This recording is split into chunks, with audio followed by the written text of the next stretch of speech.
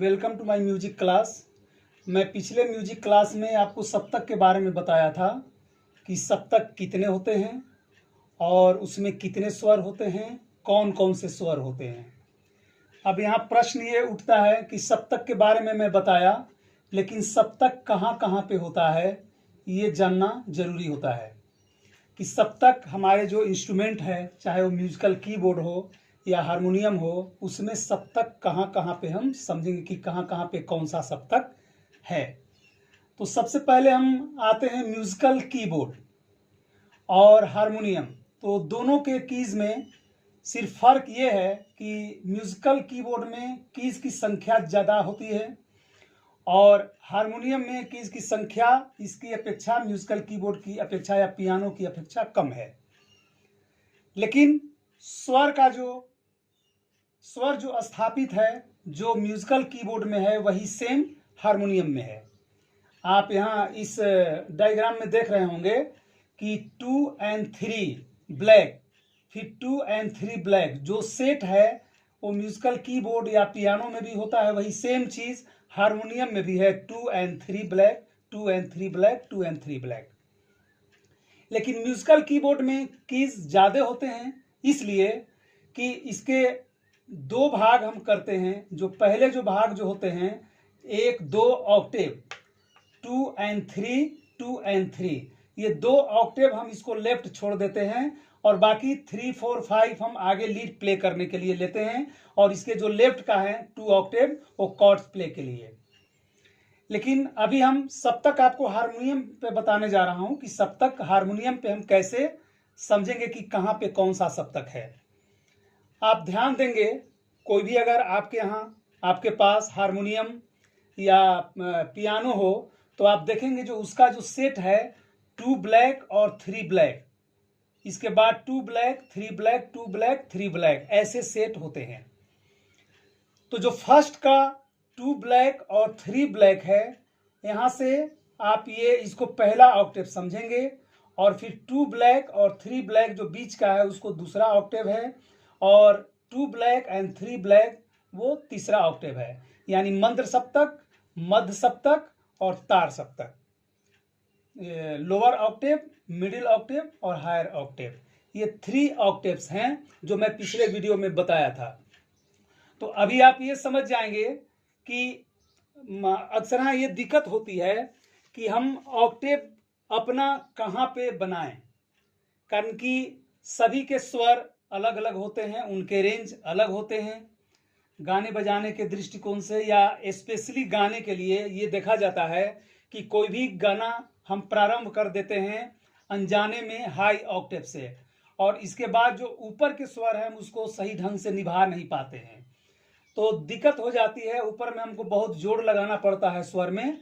तो हम अपने अनुसार हम ऑक्टेव कहाँ बनाएंगे, खुद से हम अपने अपने गले के स्वर के रेंज के अनुसार ऑक्टेव कहाँ बनाएंगे।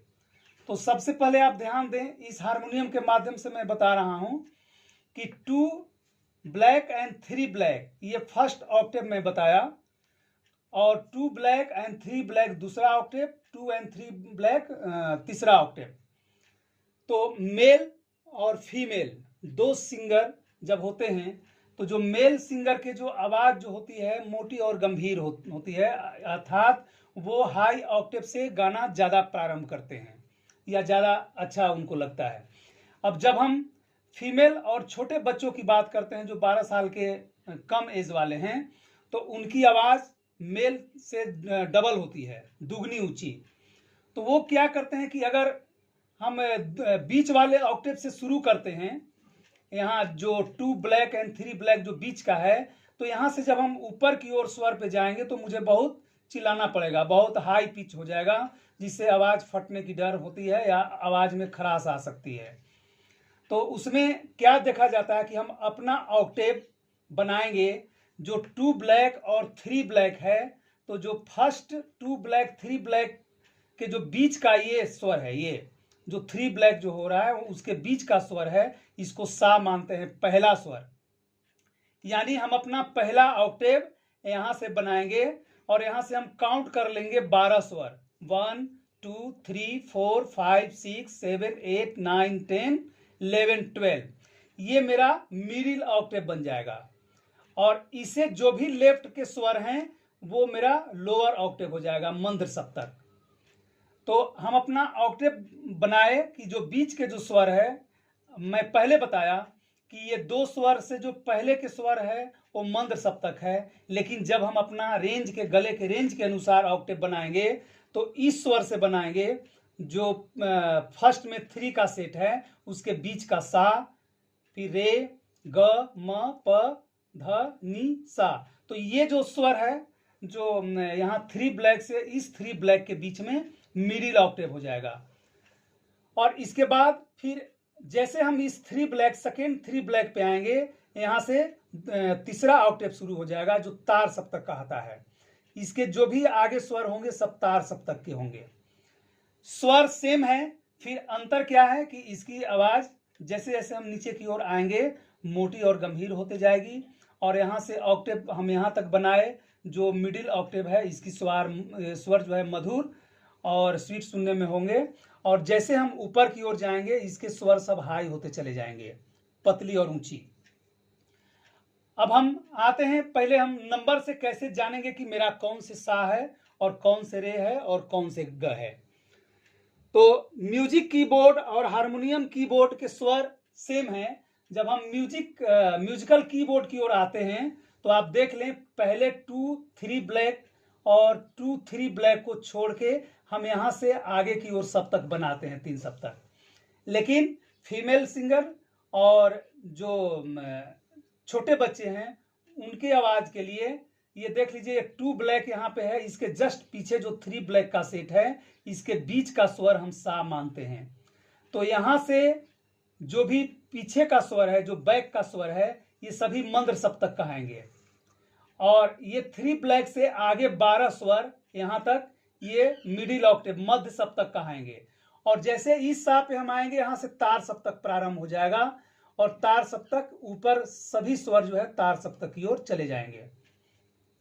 अब मैं पिछले वीडियो में बनाया था जो मंद्र सप्तक की पहचान, मध्य सप्तक की पहचान, तार सप्तक की पहचान, ये तो हमेशा आप ध्यान में रखेंगे। अब आइए हम स्वर कैसे बजाएंगे। तो जहां पे हम ऑक्टेव बनाए वहां से 1 काउंट करना शुरू करेंगे। 1 2 3 4 5 6 7 8 9 10 11 12 ये आपका मिडिल ऑक्टेव हो गया। अब इसको हम नंबरिंग कर लेंगे और नंबरिंग करने के बाद भी आप आसानी से जान जाएंगे। देखिए, मैं जिसे 1 नंबर पे सा है और 2 नंबर पे जो आपका रे है उसके लेफ्ट का रे है, तो ऐसे में नंबर डाल के मैं बनाया हूं। आप देख लीजिए यहाँ 1 2 3 4 5 6 7 8 9 10 11 12 ये 12 स्वर हुए। तो 12 स्वर में आपके कौन कौन से शुद्ध स्वर हैं इसको आप नंबर से भी याद कर सकते हैं। 1 नंबर सा है, 3 नंबर रे है, 5 नंबर ग है, फिर 6 नंबर म है, फिर 8 नंबर प है, फिर 10 नंबर ध है और 12 नंबर नी है। और इसके बाद फिर 13 नंबर दूसरे ऑक्टेव के सा है, जो कि हम रिटर्निंग के लिए दूसरे ऑक्टेव को भी हम जोड़ लेते हैं। तो आप नंबर से भी इस पे स्वर आप आसानी से सीख लेंगे कि मेरा कौन से सा है, कौन सा रे है, कौन सा ग है, कौन सा म है। अब आइए हम फिंगर से कैसे इस पे फिंगर को कैसे प्ले करेंगे। जो भी आपके स्वर हैं अगर आप सीख लिए कि कौन सा मेरा सा है, कौन सा रे है, उस पे हम फिंगर को कैसे चलाएंगे। तो जो इस ऑक्टेव को जो अपना मध्य सप्तक मानेंगे, जो पहले 3 ब्लैक है उसके बीच का अगर हम स्वर मानते हैं सा, रे, ग, म, प, ध, नी, सा, तो इस पे फिंगर प्ले करने के लिए सबसे पहले जरूरी है कि बच्चे ये समझते हैं कि हम कोई भी फिंगर हम किसी भी स्वर पे प्ले कर लें, लेकिन बाद में फास्ट प्ले करने के लिए उनको तमाम दिक्कतें आ जाती है। तो फिंगर का सेटिंग बहुत जरूरी है। तो आप देख ले, यहाँ से ऑक्टेव जब बजाएंगे तो पहले फिंगर जो है, जो फीमेल या छोटे बच्चे हैं वो इंडेक्स फिंगर सा पे होंगे और मिडिल फिंगर रे पे, ग पे थंब फिंगर, म पे फिर इंडेक्स फिंगर, प पे मिडिल फिंगर, ध पे थंब फिंगर, नी पे इंडेक्स फिंगर और सा पे फिर मिडिल फिंगर। इसी तरह रिटर्निंग करेंगे मिडिल फिंगर, थंब फिंगर, फिर middle finger, index finger, thumb finger, फिर मिडिल फिंगर, इंडेक्स फिंगर। लेकिन अगर जो मेल जो जहाँ से गाना या बजाना प्रारंभ करते हैं तो मेल के लिए ये स्वर परफेक्ट होता है। 2 ब्लैक और 3 ब्लैक को छोड़कर जहाँ से फिर सेकेंड 2 ब्लैक है वहाँ से हम पहले ब्लैक को सा मानते हैं, दूसरा ब्लैक रे है, फिर नीचे 2 वाइट पटरी कीज है उसको सेकेंड को ग मानते हैं, फिर म प ध, फिर 2 वाइट है सेकेंड वाइट, नी, फिर सा।